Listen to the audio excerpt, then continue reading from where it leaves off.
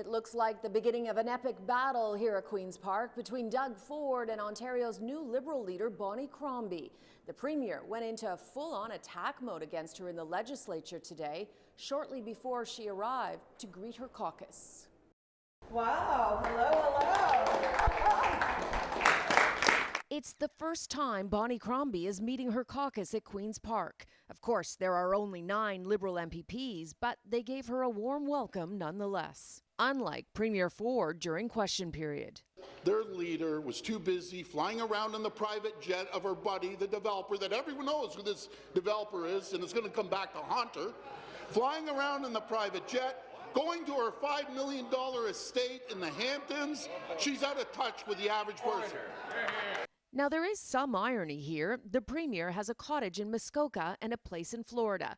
Crombie pointed out she inherited a home in Long Island from an aunt and uncle and grew up sharing a room with her mother in her grandparents' rooming house. I have been not handed a political dynasty, nor have I been handed a business that has been built up. As for Ford's claim that Crombie is cozy with a developer, they are not friends. They are not invited to my daughter's wedding shower or her wedding. This is the Ford government's attempt to distract from the issues at hand. They are flailing.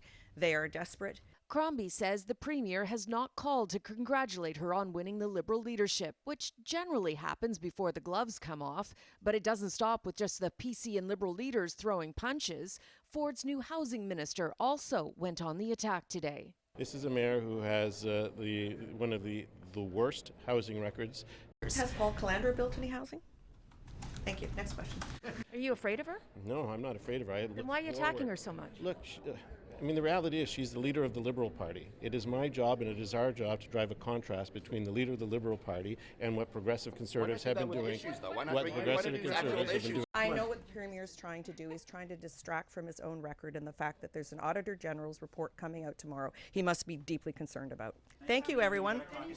Now, the unofficial word here is that the legislature will rise tomorrow a week early, but first it has to pass 2 bills. One that would allow it to push through its plans for Ontario Place faster, and the other would put all the land it removed back into the Greenbelt. And of course, the Auditor General's office is releasing a report tomorrow that will touch on the Science Centre.